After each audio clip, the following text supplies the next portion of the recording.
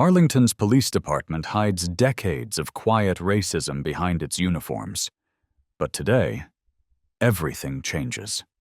Meet Danielle Carter, a seasoned black officer who enters the station only to be met with open disdain, cold stares, and whispered slurs.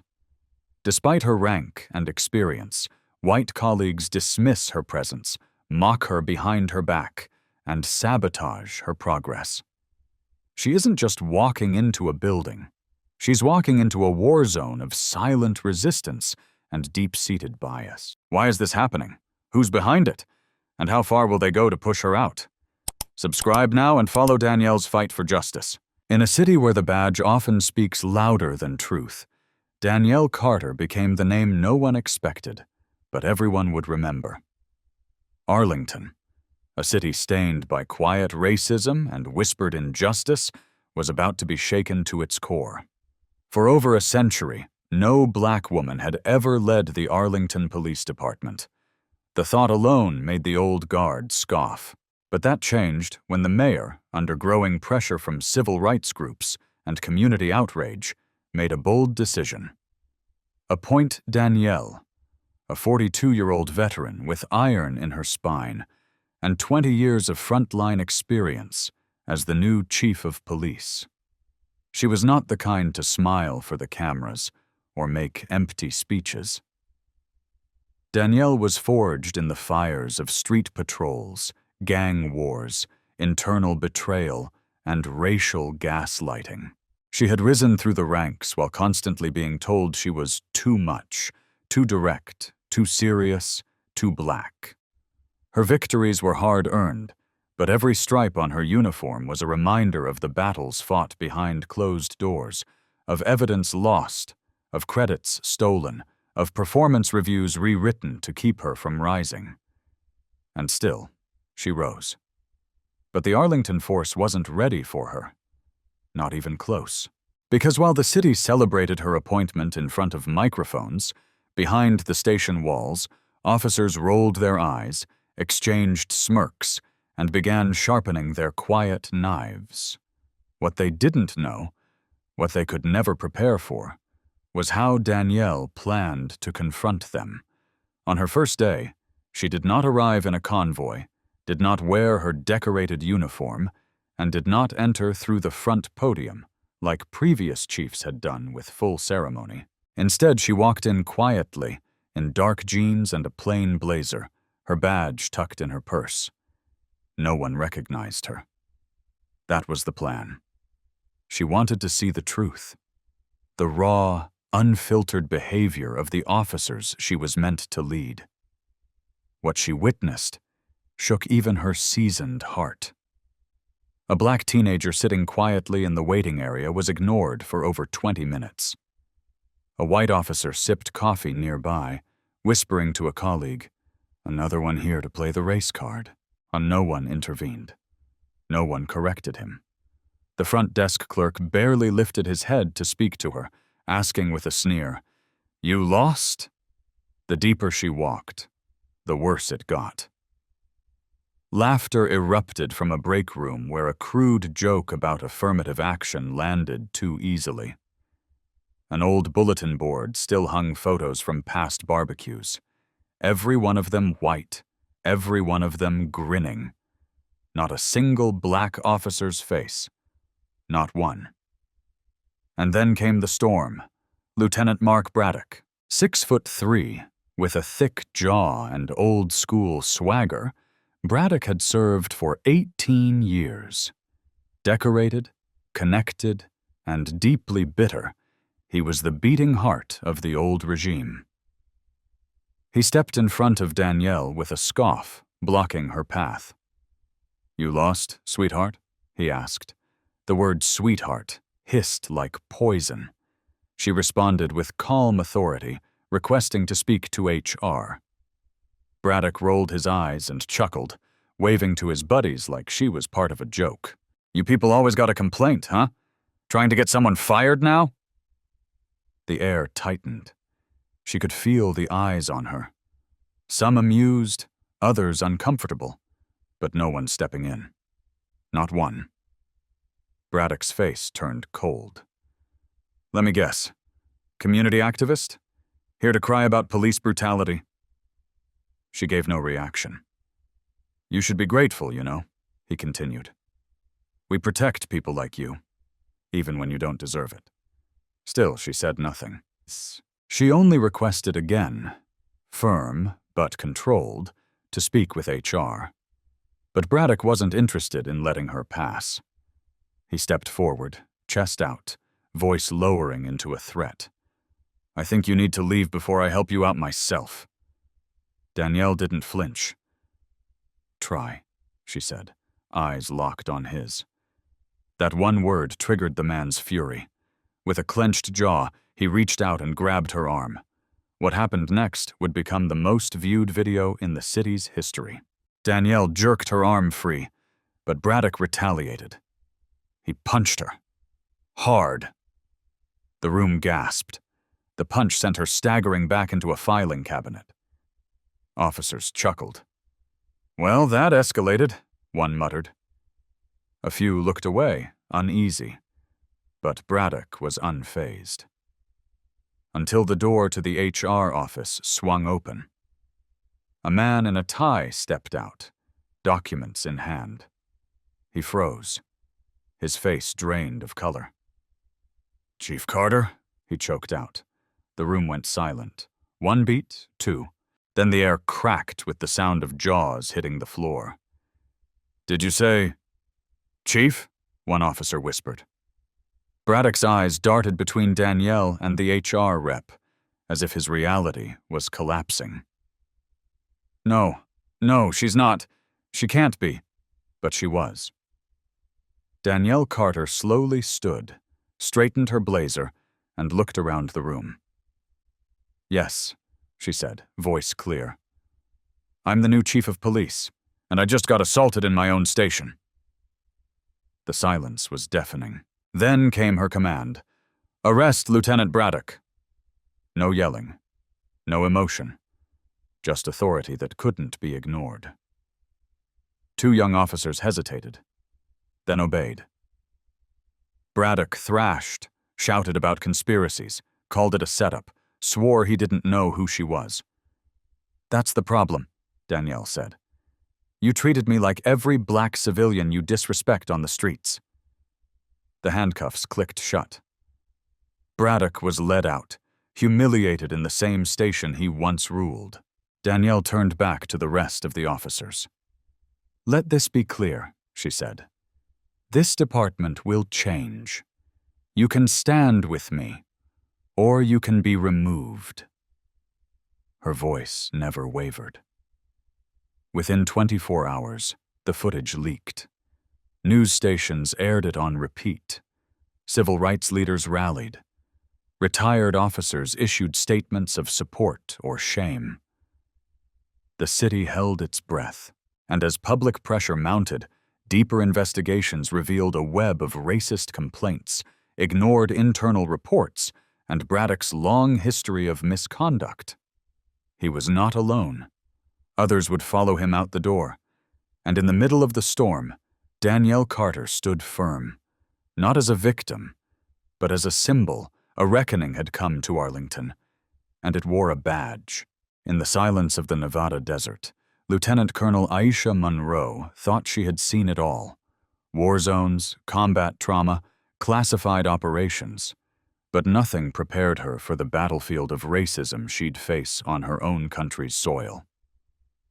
A decorated black female officer in the U.S. Army Reserve, Aisha had survived foreign fire and domestic scrutiny. But the most dangerous enemy she would ever face didn't wear a uniform from another nation. It wore a badge just outside Reno, and its strings were pulled by a man far more powerful than any warlord.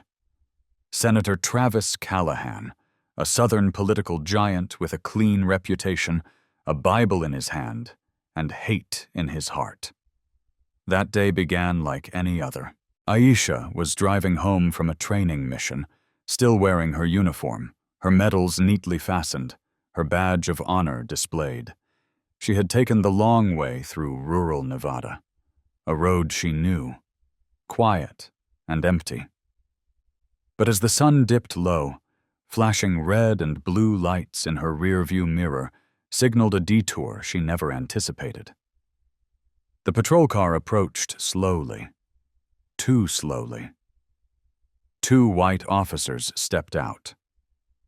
Officer Brett Callahan, Travis's nephew, and his partner, Deputy Kyle Reddick. From the beginning, Aisha felt the shift in energy.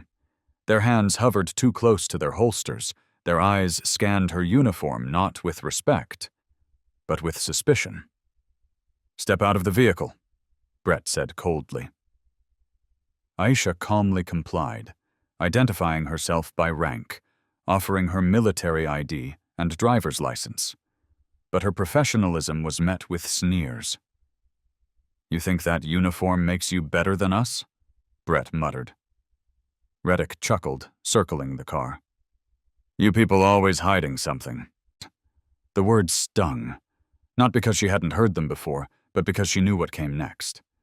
Within minutes, they had her hands on the hood, legs spread, searching her car without cause.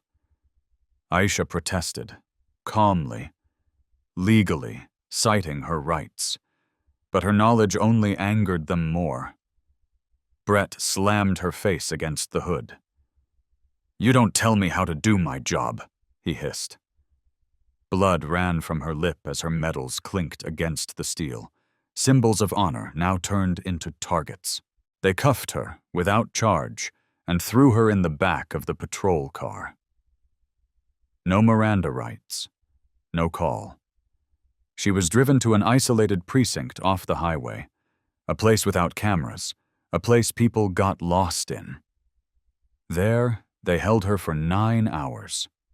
No food, no water, no record of arrest.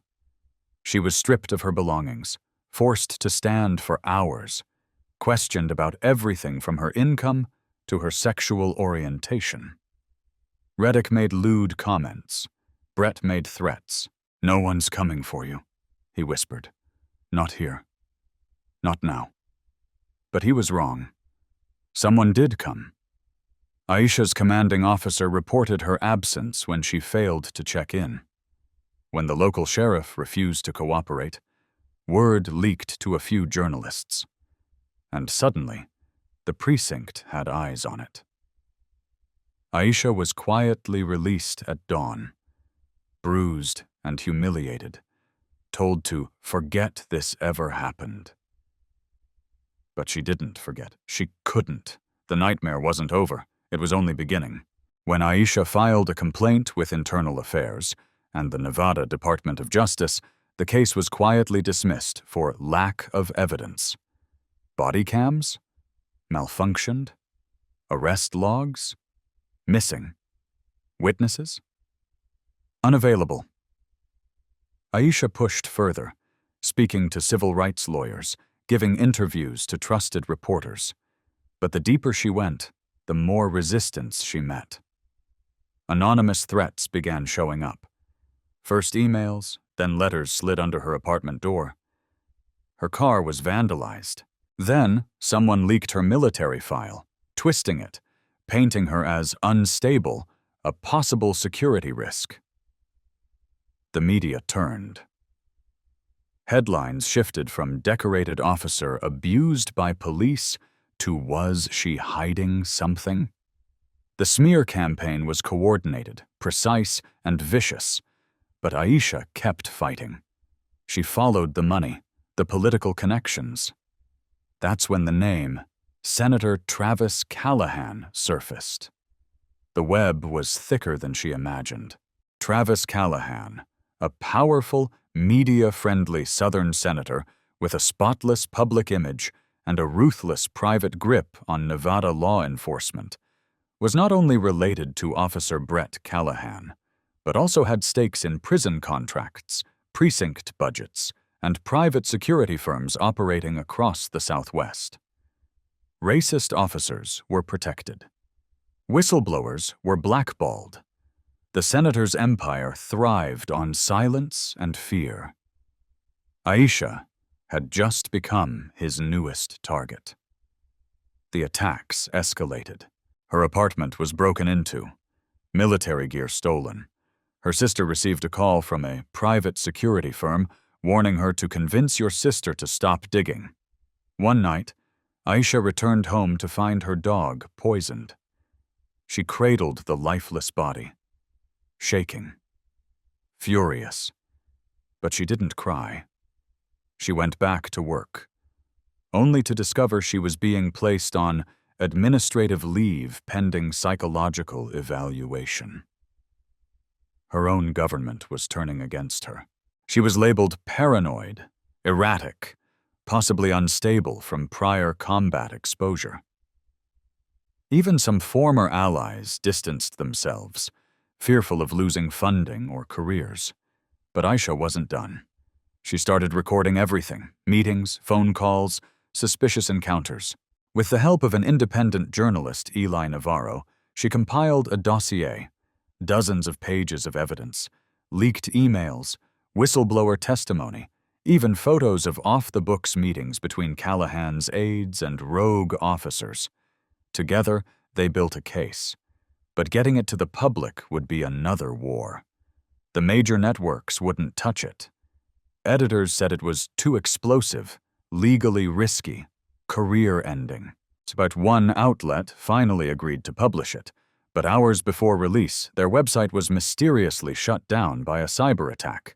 Navarro received a death threat. His car was rammed by a black SUV on a highway turn, and he barely survived. Aisha knew they were running out of time. So she took a risk. She went live.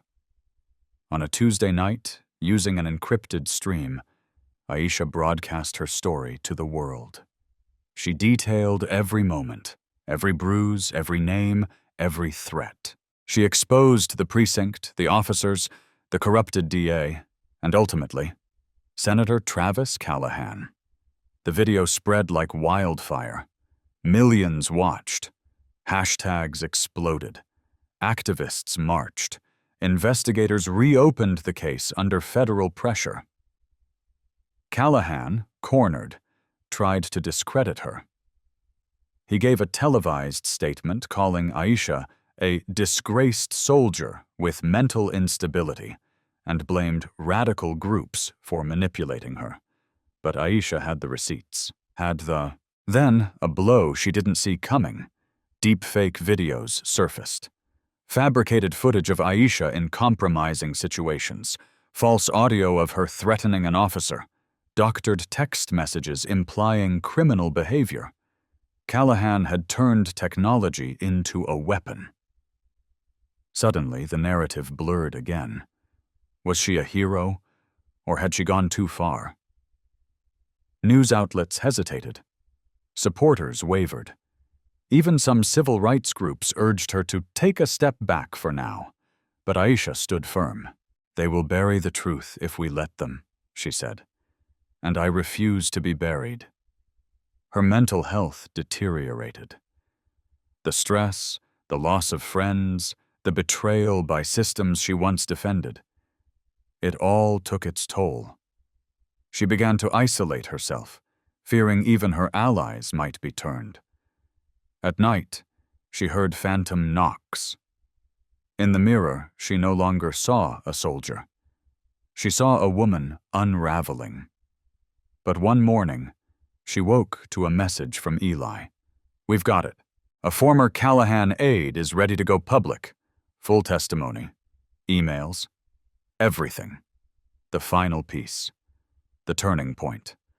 Within a week, the whistleblower testified before Congress. Callahan's empire began to crumble. Arrests were made, investigations launched, the precinct was shut down. Brett Callahan and Reddick were stripped of their badges and charged. The media did a full pivot.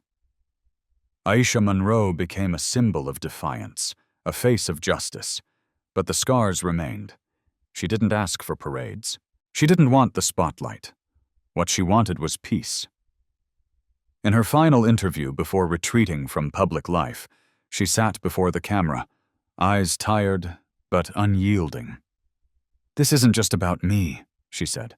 "It's about what happens when people in power believe they are untouchable. It's about what happens when we don't listen to black women until it's too late."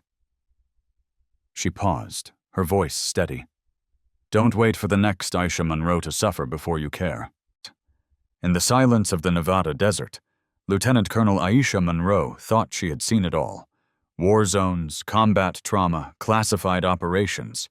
But nothing prepared her for the battlefield of racism she'd face on her own country's soil. A decorated black female officer in the U.S. Army Reserve, Aisha had survived foreign fire and domestic scrutiny. But the most dangerous enemy she would ever face didn't wear a uniform from another nation. It wore a badge just outside Reno, and its strings were pulled by a man far more powerful than any warlord.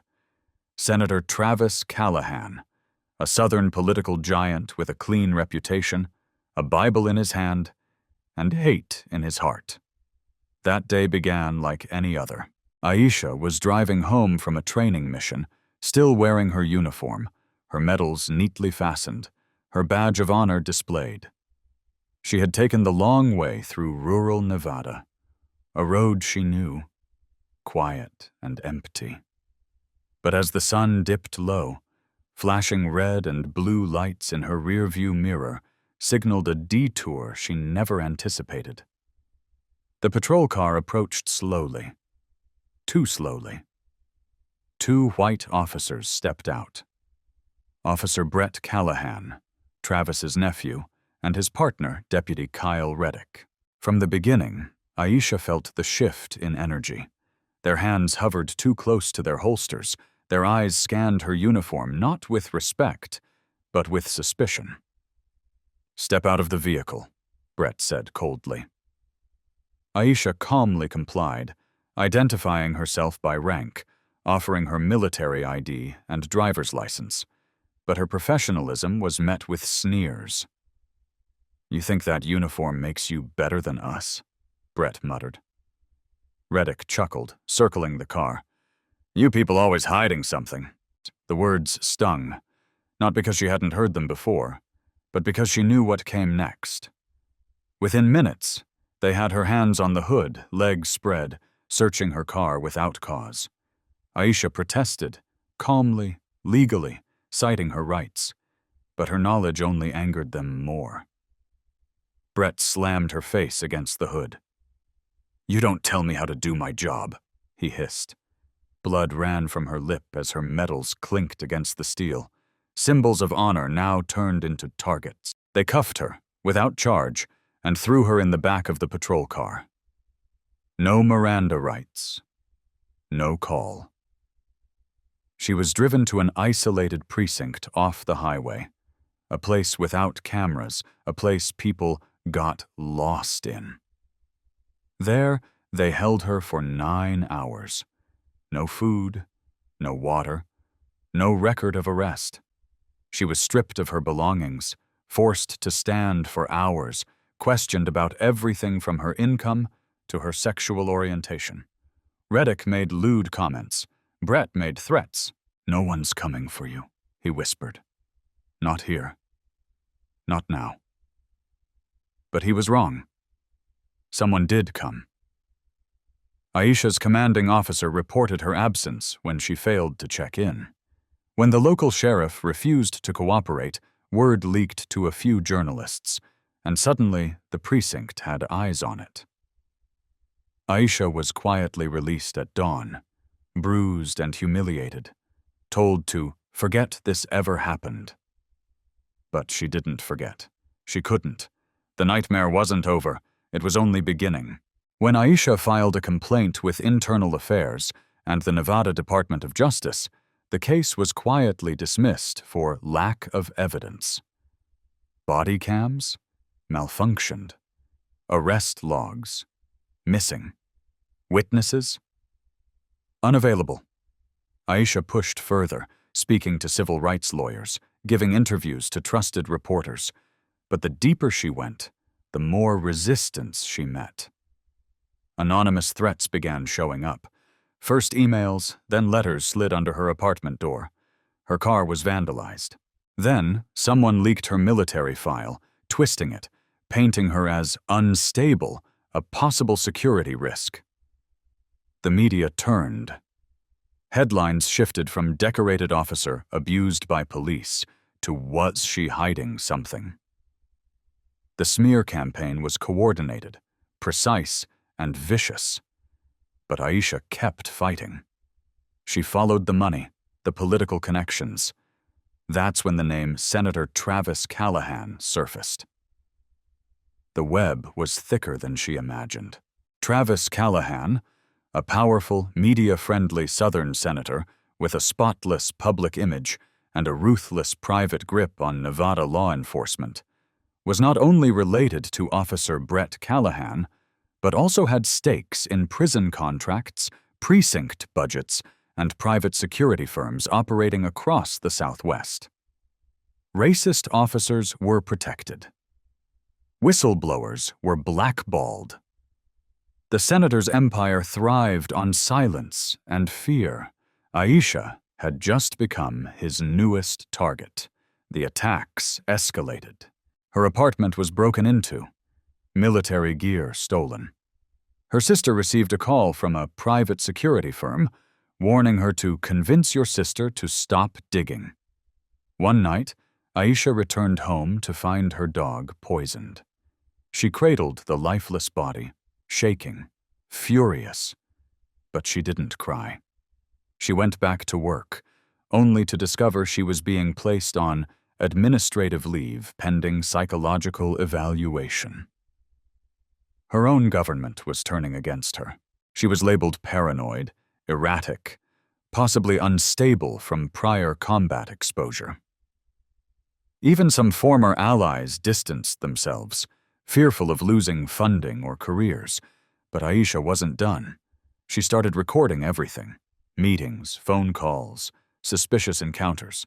With the help of an independent journalist, Eli Navarro, she compiled a dossier. Dozens of pages of evidence, leaked emails, whistleblower testimony, even photos of off-the-books meetings between Callahan's aides and rogue officers. Together, they built a case. But getting it to the public would be another war. The major networks wouldn't touch it. Editors said it was too explosive, legally risky, career-ending. One outlet finally agreed to publish it, but hours before release, their website was mysteriously shut down by a cyber attack. Navarro received a death threat. His car was rammed by a black SUV on a highway turn, and he barely survived. Aisha knew they were running out of time, so she took a risk.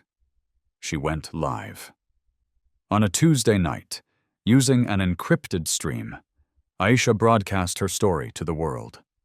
She detailed every moment, every bruise, every name, every threat. She exposed the precinct, the officers, the corrupted DA, and ultimately, Senator Travis Callahan. The video spread like wildfire. Millions watched. Hashtags exploded. Activists marched. Investigators reopened the case under federal pressure. Callahan, cornered, tried to discredit her. He gave a televised statement calling Aisha a disgraced soldier with mental instability and blamed radical groups for manipulating her. But Aisha had the receipts. Then, a blow she didn't see coming. Deepfake videos surfaced. Fabricated footage of Aisha in compromising situations. False audio of her threatening an officer. Doctored text messages implying criminal behavior. Callahan had turned technology into a weapon. Suddenly, the narrative blurred again. Was she a hero, or had she gone too far? News outlets hesitated. Supporters wavered. Even some civil rights groups urged her to take a step back for now. But Aisha stood firm. "They will bury the truth if we let them," she said. "And I refuse to be buried." Her mental health deteriorated. The stress, the loss of friends, the betrayal by systems she once defended. It all took its toll. She began to isolate herself, fearing even her allies might be turned. At night, she heard phantom knocks. In the mirror, she no longer saw a soldier. She saw a woman unraveling. But one morning, she woke to a message from Eli. "We've got it. A former Callahan aide is ready to go public. Full testimony, emails, everything." The final piece. The turning point. Within a week, the whistleblower testified before Congress. Callahan's empire began to crumble. Arrests were made, investigations launched, the precinct was shut down. Brett Callahan and Reddick were stripped of their badges and charged. The media did a full pivot. Aisha Monroe became a symbol of defiance, a face of justice, but the scars remained. She didn't ask for parades. She didn't want the spotlight. What she wanted was peace. In her final interview before retreating from public life, she sat before the camera, eyes tired but unyielding. "This isn't just about me," she said. "It's about what happens when people in power believe they are untouchable. It's about what happens when we don't listen to black women until it's too late." She paused, her voice steady. "Don't wait for the next Aisha Monroe to suffer before you care. There are moments in life when the truth isn't enough, and Lieutenant Colonel Aisha Monroe was living inside one. The world had watched her survive a brutal assault by 2 white police officers on a dark Nevada highway. They'd watched her courageously fight back against a system designed to crush her. They'd seen her name climb hashtags, her story trend, her tears fall on national television as she revealed the scale of corruption and racism infecting local law enforcement, and the powerful political machine behind it, headed by Senator Travis Callahan. But just when the tide seemed to turn in her favor, just when the crowd was starting to believe her truth, everything shifted again. Because now, in a world where what's real can be faked and what's false can go viral, Aisha found herself fighting a new kind of monster. One with no face, no rules, and no mercy. Technology in the hands of the powerful. It started with whispers. Edited photos of her drinking on duty, a voice memo where she allegedly threatened retaliation, news articles that quoted her out of context. She dismissed them at first. Disinformation was part of the modern smear playbook. But then the real attacks began. Deepfakes, horrifyingly realistic, surgically crafted, and deliberately released, started flooding the internet. One showed her in a hotel room with a known arms dealer. Another had her screaming profanities at a child. A third video, which spread like wildfire, depicted her planting drugs in a squad car. Millions believed it. Overnight, Aisha's name transformed from whistleblower to fraud. News stations reversed their tone. Commentators sneered. Maybe she staged the entire thing, they said. Maybe she was never a hero. Every gain she'd made, every truth she'd fought to share, was now unraveling beneath her feet. All because someone had the power to rewrite reality. She screamed into her pillow the night she saw herself confess on camera. An AI-generated confession, lips moving perfectly in sync, her voice cloned, her eyes empty. She hadn't said a word of it, but the damage was done. Her credibility was shattered. Sponsors pulled out. Her legal team backed away, citing too much public confusion. Online, she was called a disgrace. In real life, she couldn't step outside without a stranger staring or muttering, "I thought she was the good one." She tried to fight back with proof, offering timestamps, logs, surveillance, but the lies spread faster than facts. People believe what they want to believe, and technology just gave them a shortcut to disbelief. Behind closed doors, Aisha was breaking. Panic attacks hit like thunder. Her hands shook when she touched her laptop. Sleep became impossible. She questioned everything. Was she really going to win? Did truth even matter anymore? She stopped answering calls, stopped eating, stopped trusting even the mirror. "That's not me," she whispered over and over, watching the doctored videos. But she couldn't look away. It was like watching her identity get peeled off piece by piece until there was nothing left underneath. Friends disappeared. Allies distanced themselves. Even her own brother, a government employee, told her quietly, "They're making you look like a threat. You need to go dark for a while." But how could she go dark? She had sacrificed everything, her safety, her career, her peace of mind, to expose what was real. To back down now meant giving the enemy exactly what they wanted. So Aisha forced herself to rise. Day after day, she sat at her kitchen table surrounded by printed screenshots, audio spectrograms, video analysis. She studied every frame of every deepfake, working with independent experts, digital forensics teams, even former hackers turned whistleblowers. She created a war room in her own apartment, wall charts, timelines, evidence trees. Alone, exhausted, traumatized, but burning with a quiet, unshakable rage. One day, a letter arrived, unsigned, typed, simple. "The AI is only the tool. The architect is still in office." Below that was a burner phone number. Aisha debated for hours before calling. On the other end, a disillusioned data analyst confessed everything. Senator Callahan's private cyber team used synthetic video models, voice synthesis, and backdoor access to media networks. They've done this before. You're just the first to fight back this hard. When the analyst shared files, raw code, project logs, server access routes, all pointing to a dark digital operation known internally as echo silence. Aisha had just uncovered the biggest political tech scandal in modern history. But what would she do with it? Who would believe her now? She reached out to the press again, but doors didn't just close. They slammed. One outlet's editor told her, "Even if it's true, no one wants to touch this. It's too messy, too dangerous." Another journalist replied with a single sentence, "They control the narrative now." The weight of that truth nearly crushed her.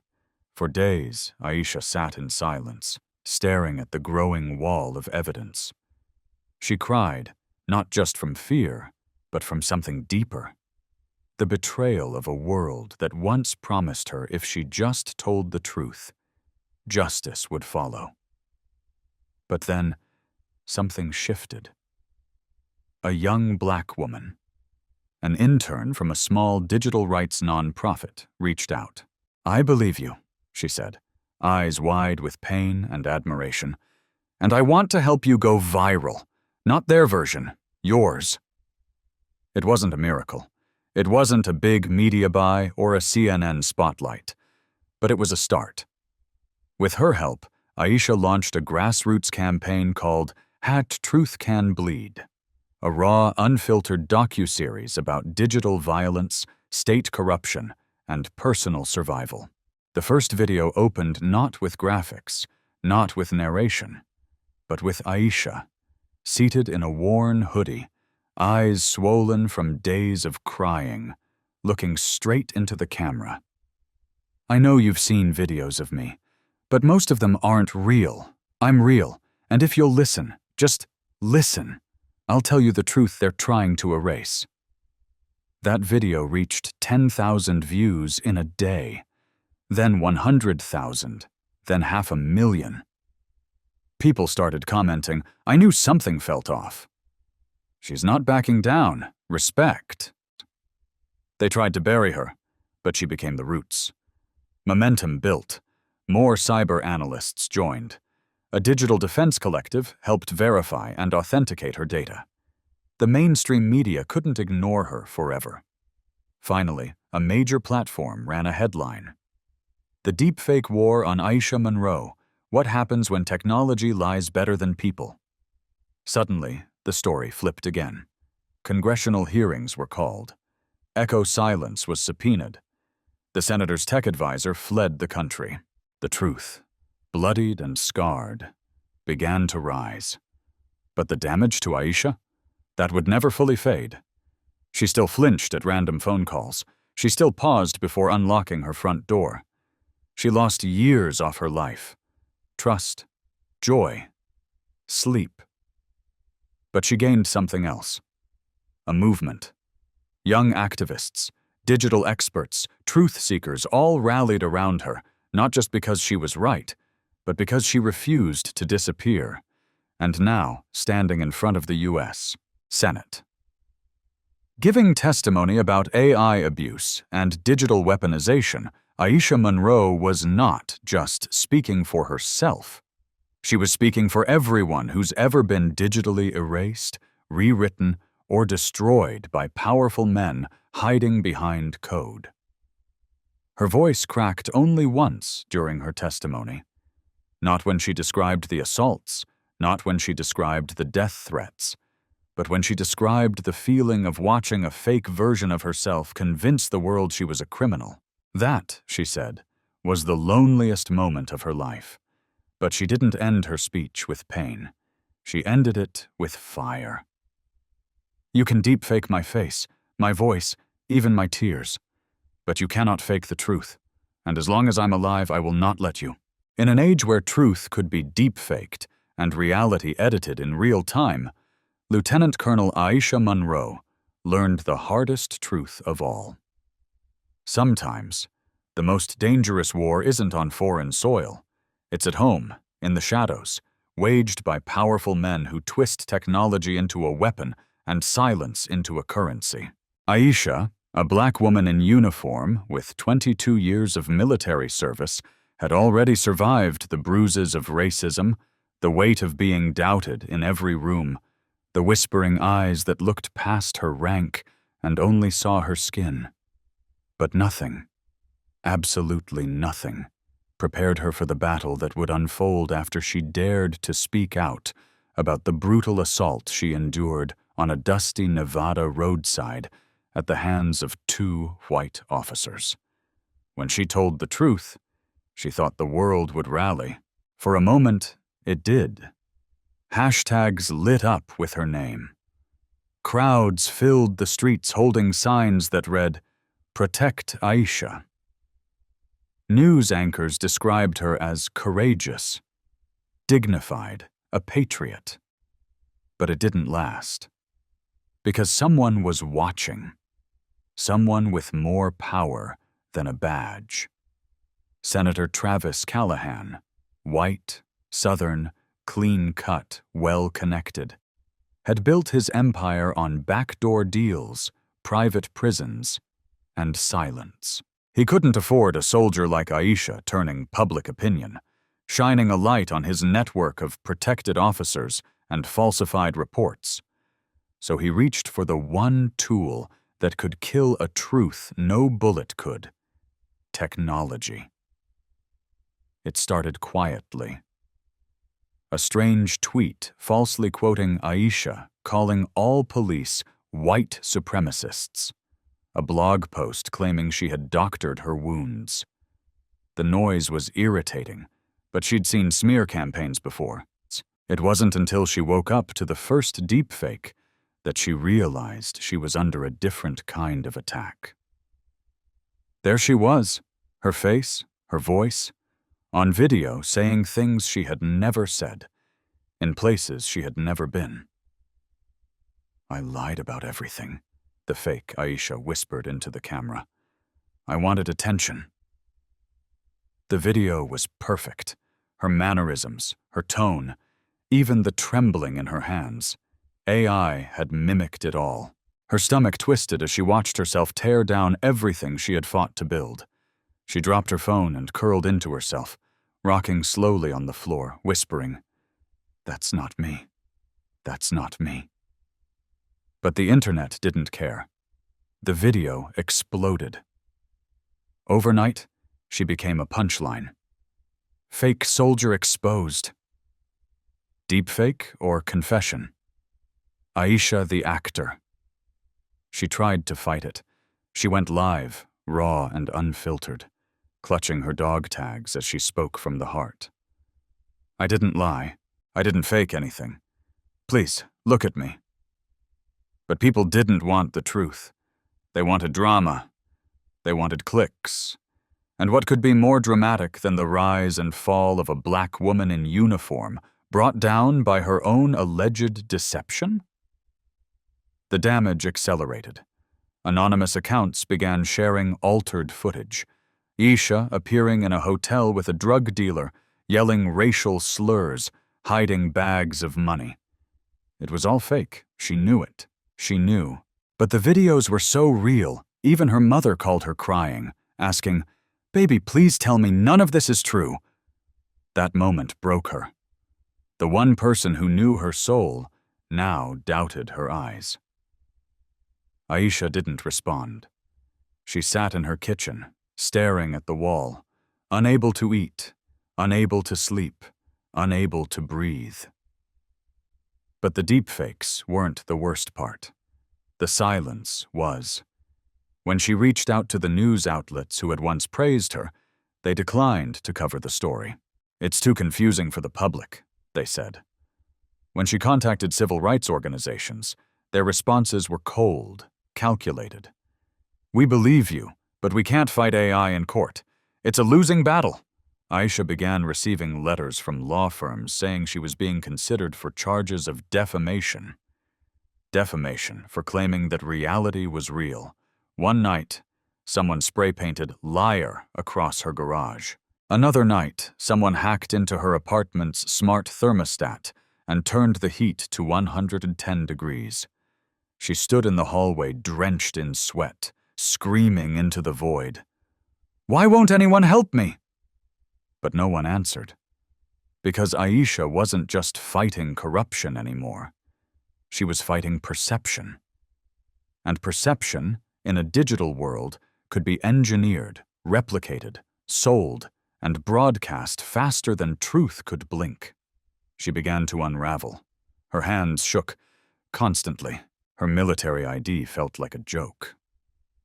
She stared at the mirror and whispered her own name, trying to remember who she really was.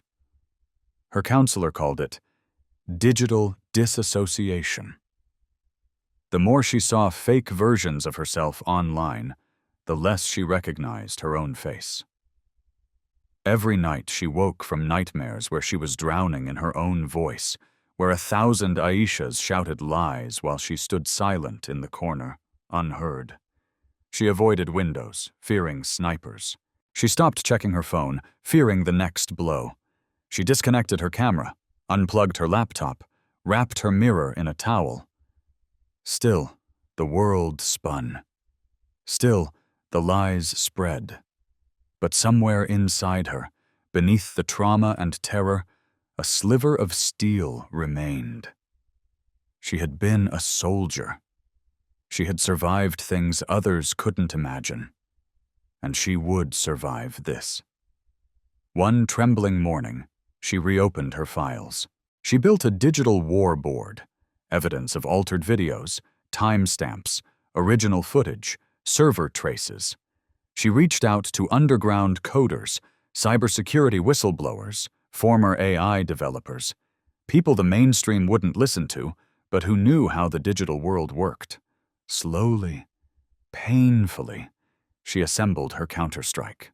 She uncovered the architecture of Project Blackout, an illegal AI operation under Senator Callahan's shell company used to silence political threats and reshape public narratives.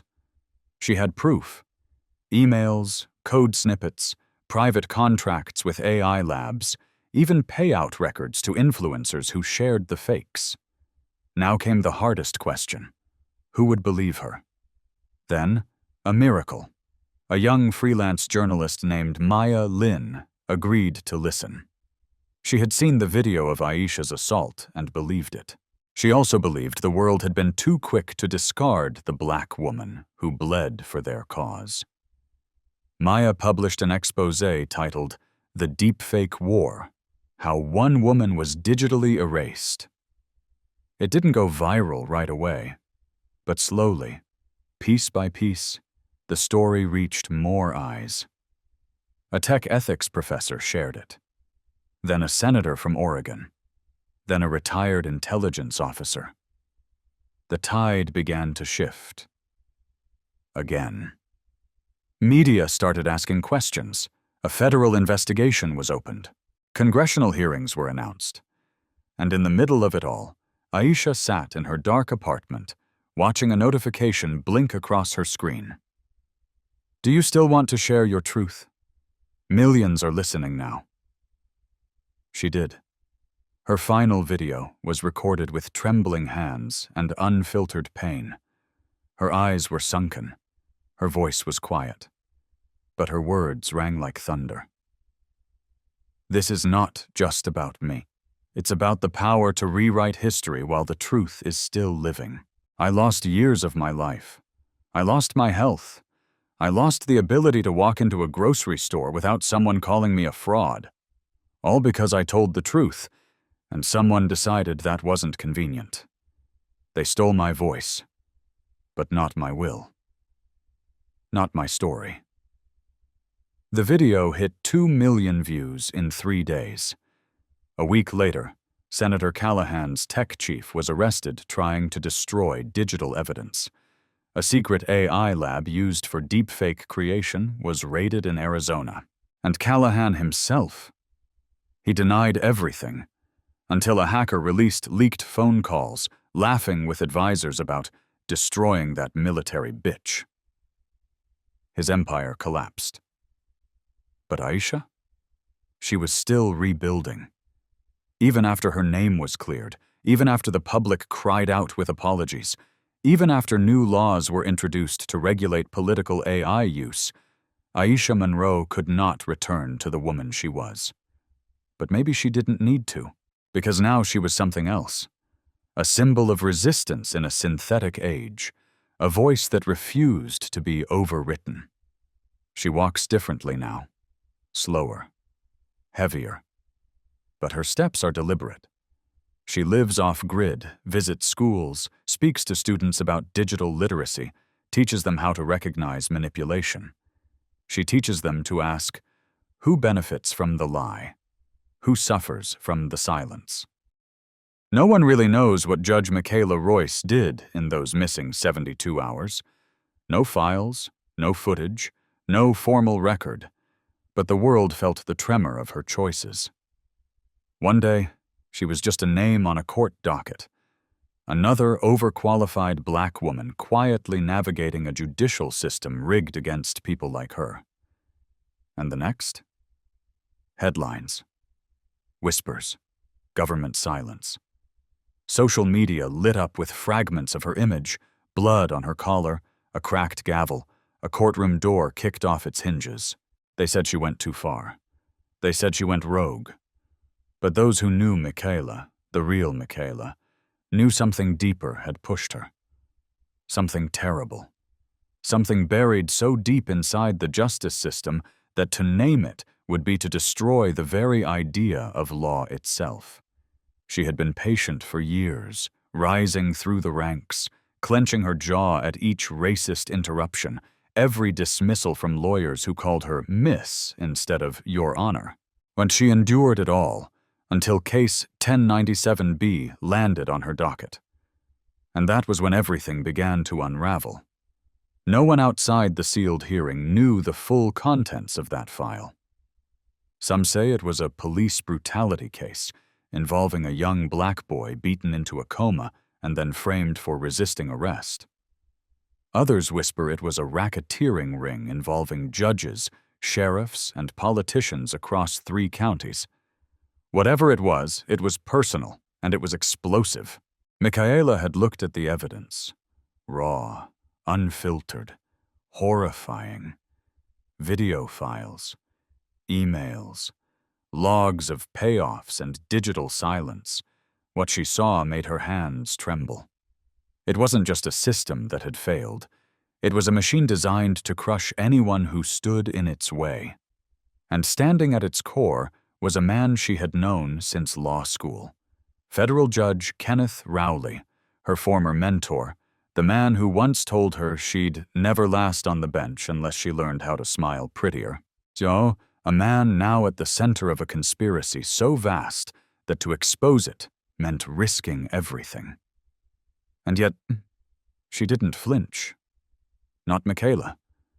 But what she did next, no one expected. She sealed the courtroom, turned off the cameras, sent her bailiff home. 3 days. No communication. No clerk records. When the door finally opened again, Michaela Royce walked out, shaking, limping slightly, but unbroken. In her hand was a flash drive. Around her, the walls of the courtroom were scorched, literally scorched, as if something inside had caught fire. The court reporter, who later gave a single anonymous interview, described her face as someone who'd walked through hell but refused to scream. Security footage had blacked out during that time. Power grid failures across the municipal building, unexplained, never repeated. By the time federal investigators showed up, the evidence room was empty, the master file gone. And Michaela? She resigned the next morning, quietly, publicly. But beneath the surface, she had already lit the fuse. Within a week, stories started leaking. A sheriff was found dead in his car, a file folder duct-taped to the dashboard. A local reporter disappeared after publishing an article titled, "The Judges Who Profit from Prison." Then came the video, one Michaela had never released, but somehow surfaced online. It showed a hidden courtroom camera, capturing a screaming match between her and Judge Rowley. His voice venomous, threatening, hers calm, defiant. "I will burn this to the ground before I let you silence me." The public exploded. Supporters called her a hero. Detractors called her unstable, emotional, irrational. One anchor accused her of bringing vigilante emotion into the sacred halls of justice. But no one could look away. The mystery deepened when the Department of Justice announced they had no official record of Case 1097B. When pressed, they claimed clerical misfiling. But thousands had already seen the leaked documents. Body cam footage never admitted in court, internal police chat logs filled with racial slurs, memos signed by city attorneys ordering evidence destruction. And in the middle of it all, Michaela Royce's signature. Not on the orders, on the refusal to comply. Her apartment was raided days later. No warrant, no explanation. Neighbors described armed men in plain clothes. When reporters showed up, they were blocked by SUVs with federal plates and unmarked uniforms. Michaela vanished. No one knew where she went. Some claimed she was taken. Others insisted she fled. A few whispered she had been killed. But a week later, a series of emails hit the inboxes of journalists, law students, and civil rights organizations across the country. Each message was the same. A zip file titled, "Last Stand." Inside were over 700 documents. Bribes, forged warrants, off-the-books payments from private prisons, confidential communications between judges and police chiefs. The rabbit hole went deep. It made national news for days. But then, just as quickly, the story died. Silenced. Redirected. Forgotten by those who wanted to forget. But the people didn't forget. Murals of Michaela's face began appearing across Chicago, Atlanta, Oakland. Protesters held up signs. "Where is Judge Royce?" Conspiracy forums tracked her every rumor. One claimed she was hiding in a monastery in Greece. Another said she was working undercover with a rogue FBI unit. But truthfully, no one knew. Until a woman appeared in a small Louisiana town under a different name. She worked nights cleaning offices, spoke little, kept her head down. But one night, when a local black teenager was arrested and beaten by police, and no lawyer would take the case, she stepped forward, calmly, carefully, quietly.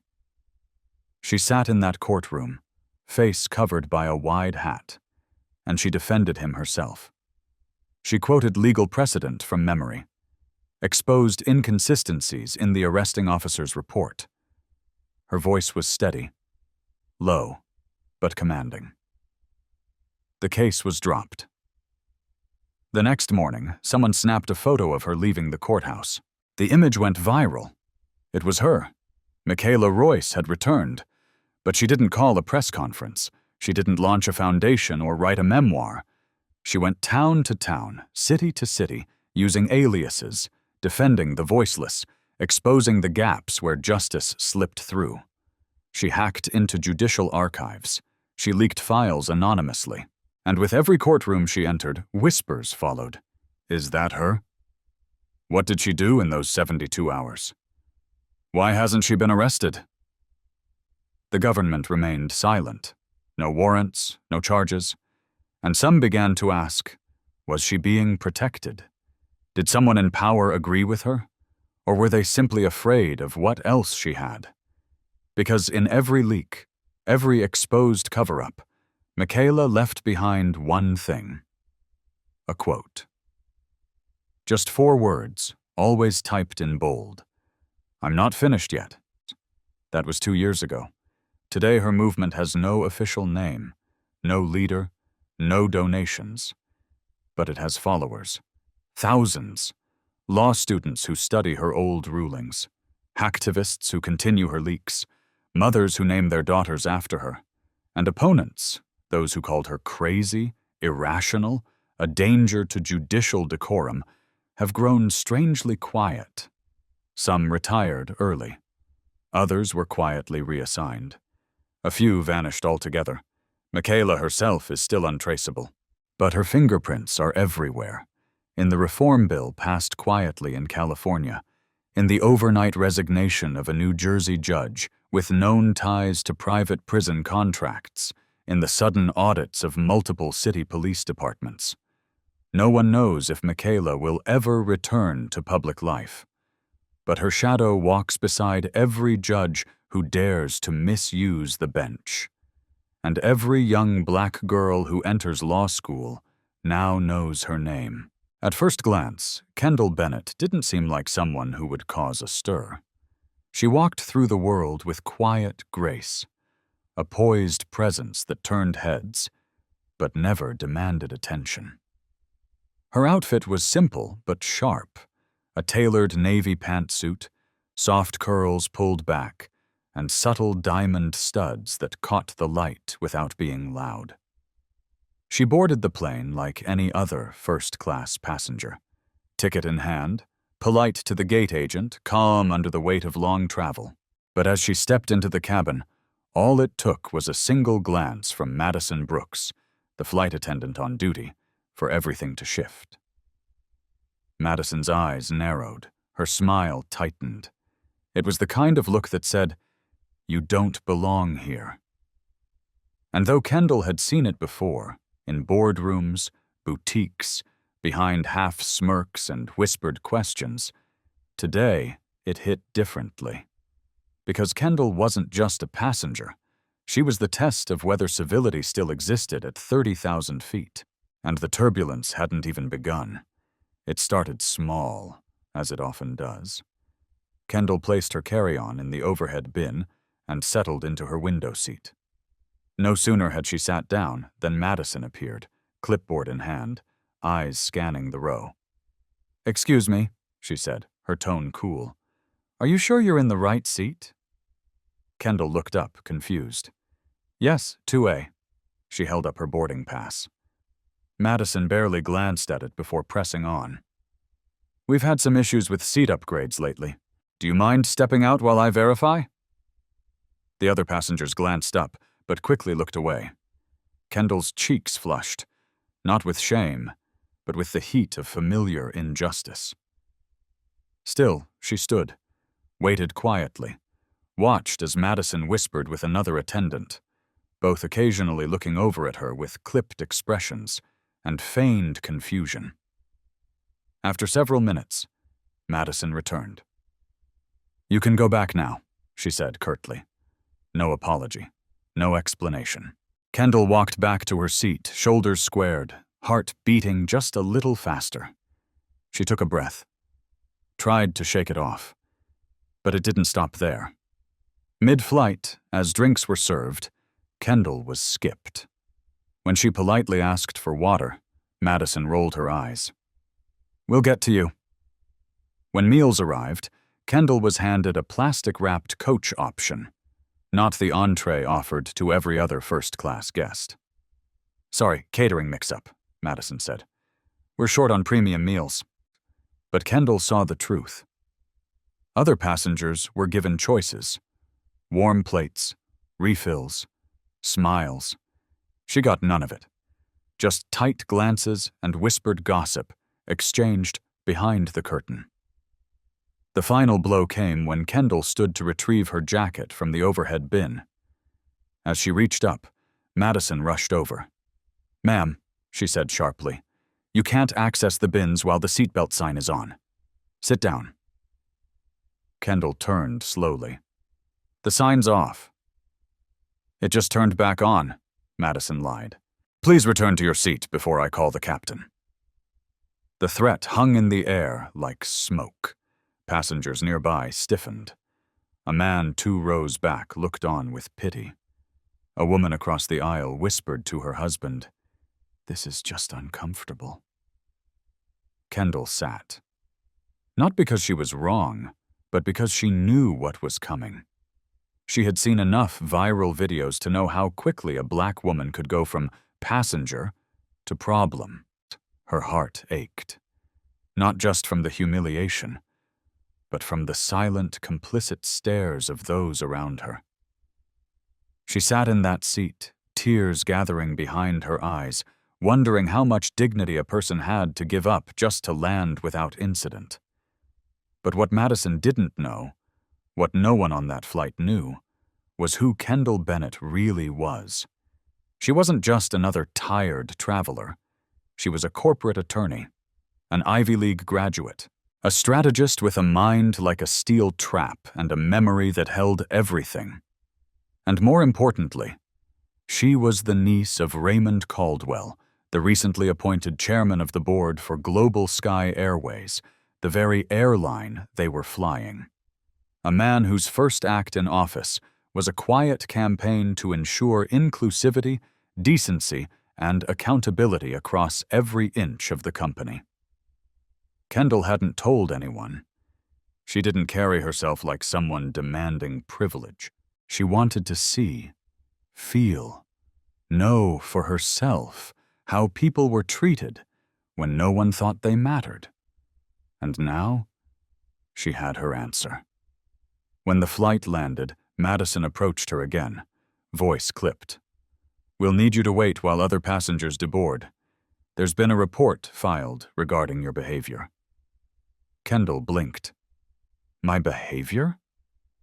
"You were confrontational during the flight," Madison said coldly. "You'll need to speak with security." Kendall stood slowly, but this time she didn't stay silent. "I'm not speaking to security," she said, loud enough for the cabin to hear. "But you will be speaking to your supervisor." She reached into her bag and pulled out a slim leather folder. Inside was her Global Sky identification, embossed in silver. Underneath her name was her position: Corporate Legal Affairs, Internal Accountability Division. Madison's face drained of color. "I'm conducting an internal audit on customer service and bias complaints," Kendall continued, her voice steady and sharp. "And you, Madison Brooks, have just provided a case study." The cabin fell silent. Passengers who had pretended not to see suddenly turned.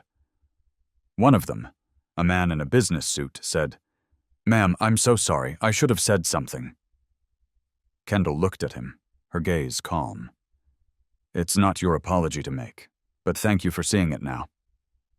Madison stammered, I didn't know who you were." "That," Kendall replied, is exactly the problem. Within 48 hours, the incident was escalated. Multiple passenger statements confirmed Kendall's version of events. Madison was placed on immediate suspension pending investigation, and though Kendall never publicly released the footage, recorded subtly from her smartwatch, her internal report was submitted with thorough documentation.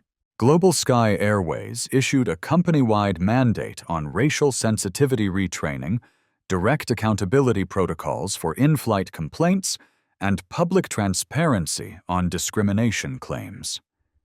It was quiet, intentional, effective. Kendall didn't seek to destroy Madison. She didn't even request that she be fired.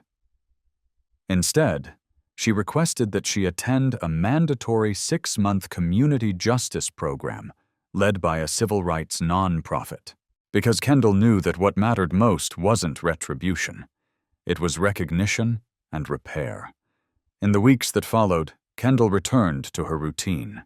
She sat in meetings, drafted policies, mentored young interns of color navigating hostile corporate spaces. But every now and then, a letter would appear in her inbox. A thank you. A story. From a passenger who now felt safer. From a flight attendant who had once stayed silent but now chose to speak up. From a woman who said, "Because of you, I didn't shrink when they doubted me." Kendall saved everyone. She never told most people what happened that day. Not the full story. But she carried it with her, not as a scar, but as a compass. And the truth? She would do it all again. In a quiet elementary school just outside Houston, where the walls were beige and the hallways echoed with the shuffle of sneakers and the soft buzz of fluorescent lights, a quiet revolution had taken place.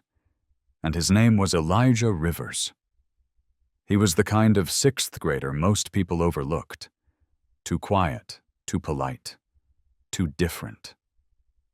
He carried his backpack close to his chest, walked with his eyes down, and rarely spoke unless spoken to.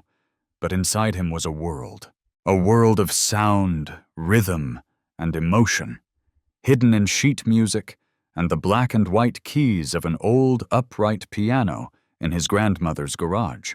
Every day after school, Elijah practiced, not because someone told him to, but because music made sense when the rest of the world didn't. It was his language when words failed, his armor when classrooms felt cold. But no one at Westfield Elementary knew that, especially not Miss Thornton, his homeroom teacher. From the start of the year, Miss Thornton, stern, impatient, and quietly biased, decided Elijah wasn't worth her time. She dismissed his quietness as disobedience, assumed his downcast gaze was disrespect. When he struggled to answer aloud in class, she called him lazy in front of his peers. "If you want to be here, act like it," she snapped one day, ignoring the nervous tremor in his voice as he tried to explain that he just needed a little more time. Her words were sharp, cutting, the kind of words that stick to a kid's skin long after the bell rings. And slowly, Elijah began to retreat further.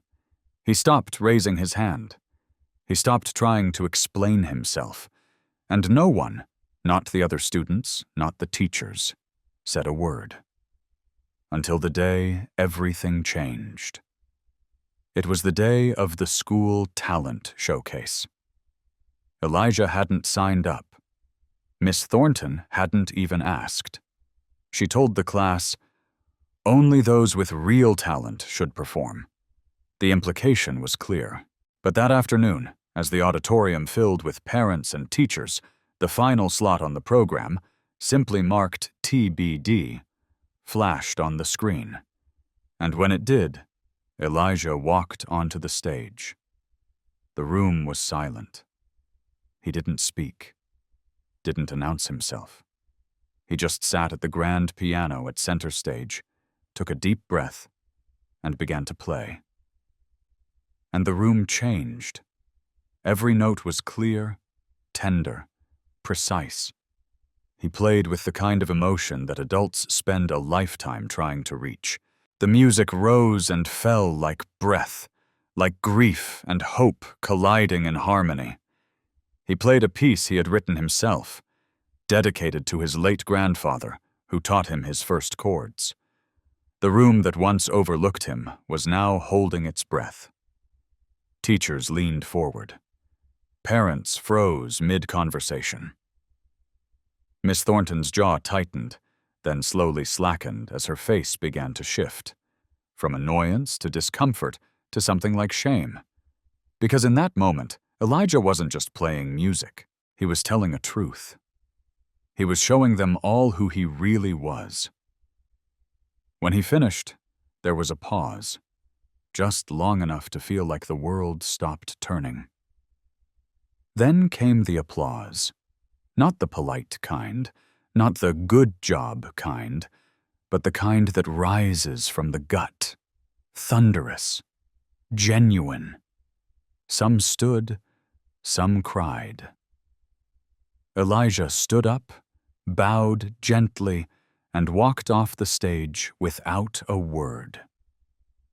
The next morning, everything was different. Miss Thornton didn't speak much in homeroom. She avoided his gaze. But at the end of the period, she paused at his desk. Her voice was soft, uneasy. "I didn't know you could do that," she said. Elijah didn't smile. He didn't shrug. He simply said, "You never asked." She nodded, then walked away. Later that day, the principal, Mr. Daniels, called Elijah to his office. There was a journalist waiting, someone from a local newspaper who had seen a recording of the performance on a parent's social media. "We'd like to do a story," she said, smiling, "about your music, about you." Elijah looked unsure, but Mr. Daniels leaned forward and said, "It's time people know what we missed." In the weeks that followed, Elijah's story spread. He was invited to play at community centers on local TV. Donations came in for new instruments. Students started coming to him, asking to learn. And the school? They started listening. Westfield Elementary launched its first student music mentorship program, led by Elijah. Miss Thornton stepped down from her post at the end of the year. She didn't make a speech. But she did leave a note in Elijah's locker. "You taught me something I should have known a long time ago. I hope I can do better next time." But Elijah didn't play for applause. He didn't care about praise. What mattered to him, what always mattered, was having the space to be seen, to express what he couldn't say. To remind the world that just because someone is quiet doesn't mean they have nothing to say. Sometimes, the loudest voices come through keys, through movement, through silence that's been waiting for the right moment to be heard. And now, Elijah was heard. Today, he continues to write, to teach, to inspire. He volunteers at local music programs for underprivileged youth. He tells his story not with ego, but with humility, reminding kids, people might misunderstand you, they might label you, but they can't define you. His story has traveled far, but the message remains simple. Your voice matters, even if it doesn't sound like everyone else's. Your gift matters, even if no one sees it yet, and your silence can carry a symphony. The story of Elijah Rivers is more than a school talent show. It's a story of resilience, quiet power, and truth rising through pain. It's a story that asks us to look again, to really see the people we overlook.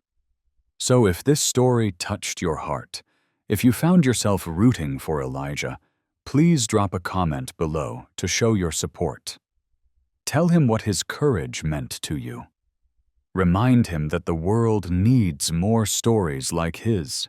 Click like if you believe every child deserves to be heard. And don't forget to subscribe to our channel for more meaningful, powerful, and heart-changing stories. because someone out there is waiting to be seen, just like Elijah was.